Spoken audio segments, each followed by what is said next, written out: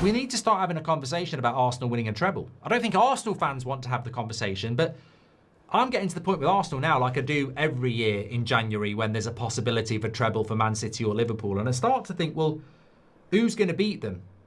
Because they're 3-2 up and they've approached this game that we think will get a clean sheet. They're that good defensively. They've approached that game with very little attacking intent. In fact, going into stoppage time, they've been one shot on target each. So Arteta's gone into that game with the intent of keeping a clean sheet and trusting his team to do it because they're that good. So I'm starting to think about with Arsenal, well, maybe they are a little bit boring, but who's going to beat them? Who's going to beat Arsenal over 2 legs in the Champions League?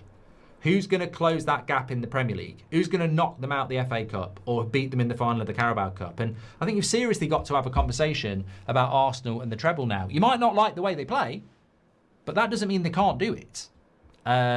So, look, I think from Arsenal's point of view tonight, fair play. You won the game. Chelsea didn't do enough.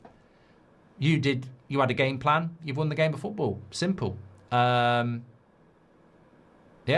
And they're going to be very hard to beat in any of the 4 tournaments they're in. Look, there'll be a lot of people criticising Arsenal as always, saying they're boring, this, that and the other. I mean, they are boring. But if somebody offered me United winning the league next year but were a bit boring, I'll take it. I don't really know why Arsenal fans try and defend the fact that they're a little bit boring. A lot of the time, it's not even their fault. A lot of teams play with loads of defenders and keep it compact because they're scared.